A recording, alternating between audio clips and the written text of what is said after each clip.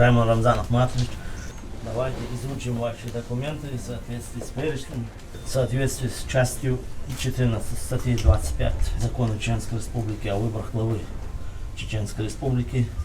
Вы предоставили весь перечень документов, необходимых для выдвижения кандидата на должность главы Чеченской Республики. В связи с чем я вас поздравляю. Дам вам подтверждение о принятии документов как руководитель рабочей группы по приему документов по выдвижению на должность главы Чеченской Республики. Уважаемый Рамзан Ахматович, весь перечень необходимых документов для выдвижения на должность главы Чеченской Республики вы предоставили. Я, как руководитель рабочей группы, даю вам подтверждение о принятии всех этих документов, а также даю вам разрешение на открытие специального избирательного счета.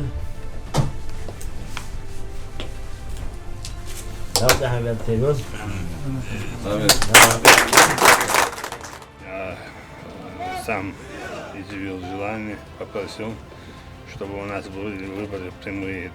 И если народ проголосует, то я буду служить дальше, как служил прежде.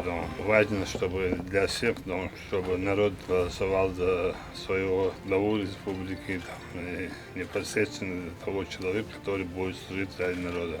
Если будет доверие, то я с удовольствием постараюсь оправдать доверие. Большего не могу обещать для народа, что я буду золотые горы строить. Я буду делать то, что я делал. И стараюсь больше делать, людей привлечь, новые идеи, новые, все, что новое есть, хорошее, будем привлекать. Поэтому прямые выборы это есть правильный выбор для региона, для республики, для самого главы республики. Я считаю, что самое главное, что это безопасность и беззаботность, чтобы люди утром ходили на работу, вечером возвращались домой. А свободное время, чтобы им было место посещать парки, скверы, чтобы они театры, для религиозной части мы строим мечети, медресе, школа хафизов, для культурных направлений мы развиваем и культуру развиваем, парки строим и новые районы строим. Делаем все для того, чтобы наш народ жил хорошо, успешно во всем.